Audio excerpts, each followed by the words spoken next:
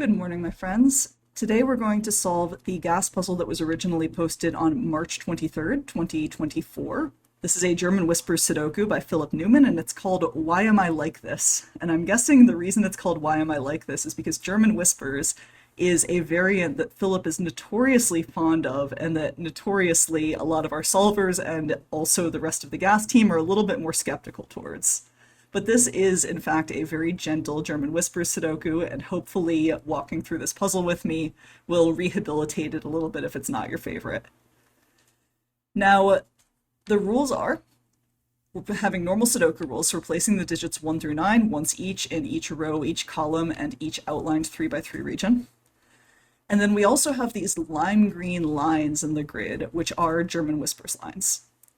And what that means is that along each of these lines, every pair of digits that's next to each other, like these two or these two or these two, have to have a difference of 5 or more. So for instance, we could put 2 and 7 in those two cells, and that would be fine because their difference is 5. 2 and 8 is also fine, difference of 6. But we could not place, for instance, 3 and 6 because their difference is only 3, which is not big enough. Now, I did a short on this channel recently about tips for basic German Whispers, things that you'll see really in every German Whispers puzzle you ever solve. And the first of those is 5s. So a 5 can never go anywhere on a German Whispers line, because if you look at the numbers that are at least 5 away from 5, higher or lower, you would have to go down to either 0 or below 0 or 10 plus. And neither of those are viable in the game of Sudoku. So we can't ever put 5 on any green line, and that means that if we have a situation like in this puzzle, like region 3 up here, where there's only one cell that's not covered by a green line, well, we have to put a 5 somewhere in that region, so it must go there. And in fact, we can continue that throughout this entire puzzle. Now, the flip side of this, unfortunately, is that generally in German Whispers puzzles, unless there is some other variant at play, placing the 5s is not likely to give you anything you can use to get a toehold into the rest of the puzzle. That said, it is nice to start off your solve with 9 placed digits in the first 10 seconds. Next thing to look at. 4 and 6, Philip has helpfully given us one of each, are the next most interesting digits in German Whispers Sudoku, because most digits have multiple neighbors they could possibly have along a German Whispers line. 4 and 6 are exceptions, because the only digit that could ever go next to a 6 is 1, and the only digit that can ever go next to a 4 is 9. And so that implies something kind of interesting in a puzzle like this, where most of the grid is covered by these lines. It implies that if you have a straight line, 4 and 6, if they have to go on it, can only ever go on the ends of the line. If they went here, for instance, if we put a 4 there, that 4 would have to have 2 distinct neighbors, which just doesn't work. They'd have to both be 9. So in this puzzle, these two digits are going to be 4 and 6, and the 6 here tells us which way around we're putting them. Similarly, these are going to be 6 and 4, and we can actually already place our 9, 1, 9, and 1 there. I'm also going to take an opportunity to place more 4s and 6s in the grid before we really get going with pencil marking. These two 4s tell me that 4 doesn't go in any of these cells. These two cells also each have 2 neighbors, and also there's a 4 that actually sees this one, so that's right out. So we can't place a 4 there either, so 4 must go here. And for the same reasoning, these 6s plus the fact that these two cells either see a 6 or have 2 neighbors or both, we've got to place a 6 there. And now by Sudoku, these two digits have to be 4 and 6, and that brings us naturally right along to the next thing about German Whispers, which is that digits along a green line will always alternate between high digits and low digits, one after the other.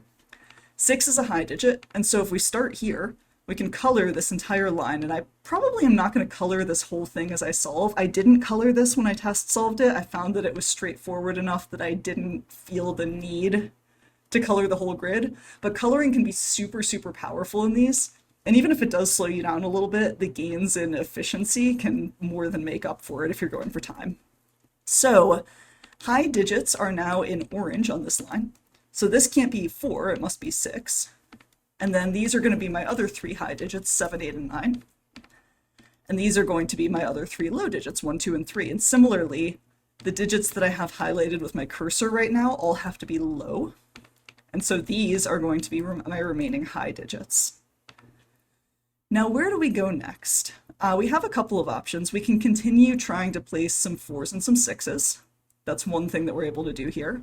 Alternatively, we could start working with this and start reasoning out what digits are allowed to go in what positions based on what's already placed. And what I'm going to do is like a little bit of that, and then I'm going to go place some more 4s and 6s, and then I'm going to come back. So first of all, what goes next to a 4? 9 has to go next to 4. Nothing else can ever go next to a 4. So we can eliminate 9 from these positions and from here. Similarly, 6 has to go next to a 1. 4 has to go next to a 9 here, 6 has to go next to a 1 here. So we placed some 1s and some 9s. And the reason I wanted to do this early in the solve is because I want to highlight a little trick that I think some solvers did not notice in this puzzle, which is that we have a 2-3 pair here and we have a 7-8 pair here. And that lets us, interestingly, eliminate 7 from this cell. Why? Because we don't know where the 2 and the 3 go, but we do know that one of these cells is going to end up having a 3, and whichever one it is, it'll be a neighbor of this cell.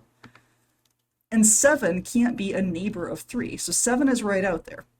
So this 9 plus that fact makes this an 8, and we can resolve our high digits. Same thing going on over here. This can't be a 3 because its neighbor is going to include 7. So 3 is out there. This 1 is going to make that a 2. And we can resolve, not like that though, we can resolve our low digits. So that's now a 3. Actually, let's go ahead and finish up these 3 central boxes because we have everything we need to do that at this point. So the 7 makes this an 8, the 3 makes this a 2. And we can just use Sudoku to finish that off. Now let's look at the 4s and 6s again. So let's focus on this region first. You can also start at the bottom, but because I like to do sensible things in the right order, we're going to start up here at the top. This 4 sees these cells, this 4 sees these cells. Where else can or can't I place a 4? I can't put a 4 here because that cell has 2 neighbors, and I can't put a 4 here because that cell has 2 neighbors. So one of these is going to have to be a 4. However, this can't be a 4 because I can't put a 9 next to it. So this is going to have to be my 4 with a 9 as its partner. And sure enough, I get something symmetrical down here. 6 sees these cells and these cells. These can't be 6s because they each have 2 neighbors. So 6 goes here and here. Can't go there because it can't be partnered with a 1 thanks to the 1 in the column. So that's a 6, that's a 1. And I also know now that there's a 1 and 6 here, and there is a 4 and 9 here by Sudoku. The 4 definitely can't go in the center of the line, and it can't go here by Sudoku, so it goes there, and there is its 9 partner. 6 can't go in the center of the line, it can't go here by Sudoku, so there it goes, and a 1 is its partner. We can also pencil in our remaining digit there. It's got to be low, it's got to be either 2 or 3. This one's got to be high, it is either 7 or 8. What next? Well, where are we going to put 6 in this row? It's got to go on the end of a line, and there's only one line end remaining. We can't put it on this end because we would need 2 1s in the region. So there's my 6. It goes next to a 1. That makes this a 1-6 pair by Sudoku, which resolves right away. Where do we put 4 and 9 in this region? Is that my symmetrical deduction? These are going to have to be 4 and 9. So I can't place 4 or 9 here or here. I can't place 4 in these cells. I can't place 4 here. So 4 goes there with a 9. This is going to be a 4-9 pair.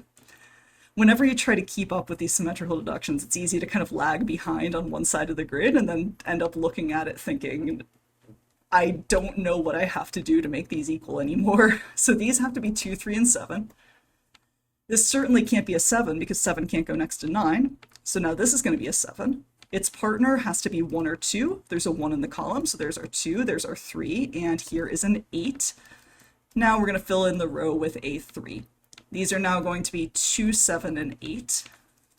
And this can't be a 2 because it's next to the 1. It can't be an 8 because of the column. So now that's going to be a 2 and an 8, both by Sudoku and by German Whispers rules, and we can finish the row. These cells are going to contain 2, 7, and 8. That's not an 8, that's not a 7, that's not a 2. 2 can't go next to 1, so we can finish off like that. The 8 gives us this 7. So now we can finish each of these columns in turn. You can use Sudoku, or you can just reason it out with the German Whispers. Either way, I don't judge. So now that's going to be an 8 by Sudoku. This is going to be a 2 by Sudoku. That's a 3, and that's a 7. And we can finish this row and these columns, and then we're going to be done with the puzzle. Our last digit is a 3. And that is how you solve Philip's Why Am I Like This? I really enjoyed that one, actually. That was a nice, straightforward German Whispers puzzle that I feel like there are kind of two flavors of German Whispers puzzles. One of them is this flavor where you have these really, really long lines that fill up a lot of space. And a lot of it is about finding the ends of lines or figuring out which positions your very low, very high, kind of middling digits can't go in. And then the other kind tends to have more givens and major on shorter lines, which is what I usually set when I work with this variant. But Philip is a master of these kind of like long lines traveling all over the grid type German Whispers puzzles. So it's always a pleasure to solve one of those. Thank you, Philip. And leave a comment. Let me know how you got on with this. Have a great rest of your day, and I will see you next time.